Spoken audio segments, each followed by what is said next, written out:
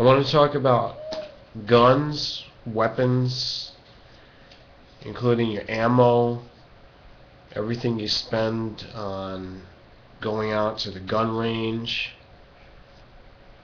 etc., etc. What is your budget? And I want you to tell me how it's changed from 1997 onwards up until the present. So it's about the past 15 years.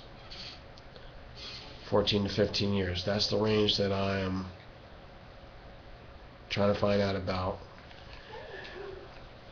I think it's pretty obvious the statistics and the increase of gun and weapons expenditures. Now, whether that's a good thing or whether I agree with it in every particular case, I'm not going to say, because I have to look at a very specific case. But generally across the board, I think that there's no way to stop it. The genie's already out of the bottle. And I said before, it's like Pandora's box been opened and you can't get it back in there. It's already a part of how we are, our consciousness. We can't go back to not knowing. If this is what is the expression of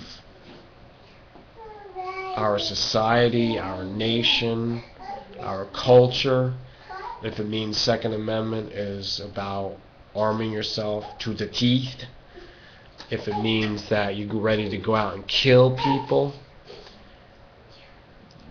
kill them for me then, and kill them well. Now, we got to talk about the nitty-gritty here too, because things are getting crazy.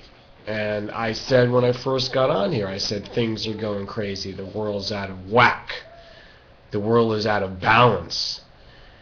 And I started pointing the fingers at the issues, the problems. And I said, you got to face reality. I'm giving you what's real. This is what I think. This is what I see. I have uncovered this from the very start. That's how real it is. If you're watching it anywhere and people don't know what's going on, well, they're asleep. I just talked to some people on the phone that are completely asleep.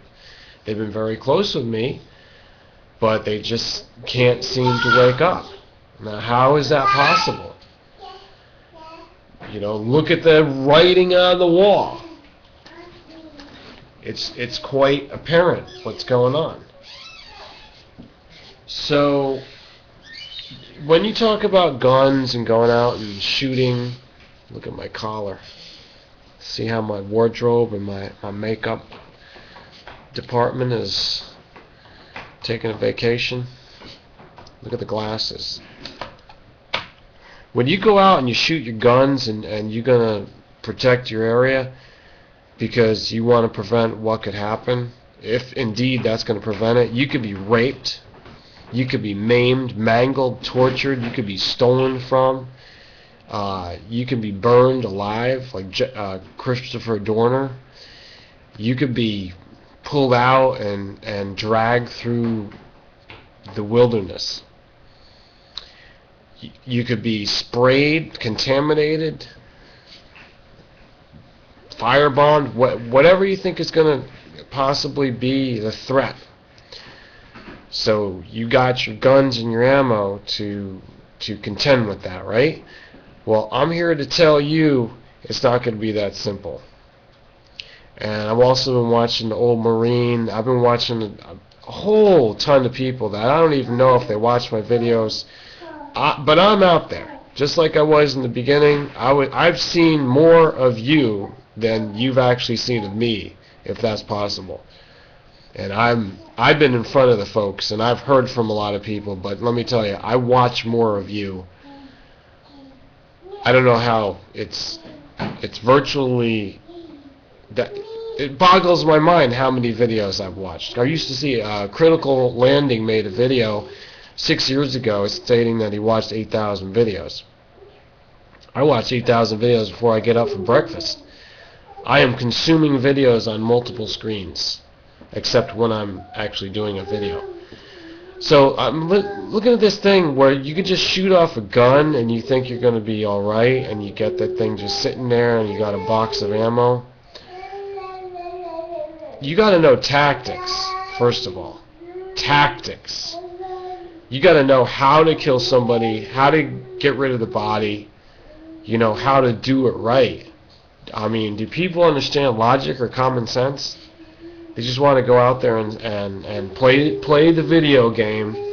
See, the video game is dumbing you down because if you haven't had real action, real experience in the field, in the war zone, then you don't know what's coming for you. Now, I've been there, I've studied it, I know exactly what's coming down the pike. I know how it's going to be.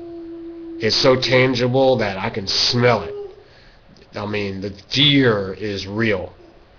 The wrench of it, the retch, the stench, the gut-wrenchingness of it. Look, if somebody comes to your domain seeking to do you harm, you can't just use the gun. You got to booby-trap the area, first of all. You got to have patrol. You got to have vantage points. You got to see it coming. You have to see who's with them, who they're communicating with, and where those people are coming from. You got to have tactics. You got to have who you're coordinating with, unless you're just in your ivory tower and you think you're going to protect yourself alone. You got to make maneuvers. That's what the militia's for. Do you have a militia going on? And what are your principles in the militia? Is it just physical tactics, or do you have some morality? Amen. Like, are you with the church, or is the church here and now with you? All your people is your church. It's locally organized. Yeah, we got to get back to local. I could go on and on and on about this stuff, but it is so close that you could touch it. What's about to happen. But yet, I'm going to tell you, as I've told a lot of people, my gut feeling and also my calculated guess over lots of analysis and studying, researching, the real SHTF is not going to be for another 5 to 6 years, and really the conclusion of the matter within about 8 to 9 years from now. So we're just getting into this 4 or 5 year period where it's going to be the tension, it's going to ratchet up, there's going to be little spats here and there, like it's been going on, but a little bit more increased. Lots of people get involved here, lots of faction fighting all the way to the top. See, this is where the issue comes from. These are the people that have to be responsible for harmony. These are the people who have to bring peace to the world, but there's no peace amongst them because they're having no real leader. And this is what we really need to talk about. When you're doing your maneuvers, what are you fighting for? Just yourself? Is it just survival like caveman times, like barbarian? Or are you fighting for a cause? What is the common cause? What is the global cause here? To go against the New World Order, the global elite? Well, then you better have a global common man consensus of what's going on. I don't even like to really call things consensus because that's like democracy or something. Yeah, those things are all fine and dandy. But there's, on a spiritual plane, it doesn't have to do with what we want or what we vote for. It's just how it is. It's just that way, and you can't escape from it just because you think you're gonna vote against it or change your toothpaste flavor. It doesn't work that way. And on that note, let me just end with this, because I could do a whole video on this, why things are getting so, like, do you see food prices? Do you see gas prices? Do you see fuel cost, heating fuel, heating oil if you use that, or your electric bill, utilities? Do you see all this stuff going up? Let's just take the food. I don't want to use gas as the example. Like, look at the gas, that's an indicator. No. The indicator is food. Look at your food bill. What is your food budget?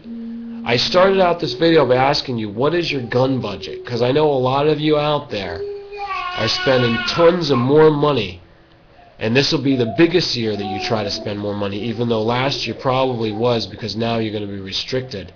Hunker down and keep your ammo. Don't use it unless you have to, and you better be already acquainted with using your piece there, your iron, or whatever you want to call it, your AK, your M1. Better be acquainted already with the shotgun, double barrel. Better be acquainted with it, because you can't be wasting off rounds at this point, because you might not be able to replenish. But I started off by saying that, what is your gun and weapons budget? How has it been spent year by year? And now look at your food budget. Do you know how much more you're spending on food?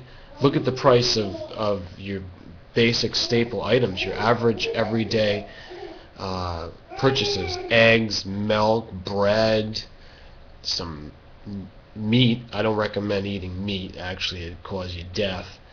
But you know, if you do that, these prices are all going up. And I don't recommend you buying sugar or coffee, but these prices are going up. And it's not just because they're saying, oh, because gas costs more and we have to pass it along to our customers. No. It's all tied in with the economic picture. The QE is going on. And the value of your dollar is plummeting down below the gutter level. It's not even worth a penny anymore. Why do we have to spend a whole paycheck just to feed ourselves? And the food isn't even that good anymore. It's GMO. Wow, I could go on forever, but listen, I just want to hear about your budgets and where you're getting pinched and whether you're ready. Do you have the tactics? If you don't, I will talk about tactics. I will do a whole series about tactics. Send this video to all your friends. Rate it, because then I can maybe start to get some more play here in this system and be back to the voice that I should be, where I'm trying to be, where I'm trying to serve the public, trying to serve your needs by keeping you informed. Like it, send it out, and make sure you're subscribed. And by the way, if you're not subscribed, there's a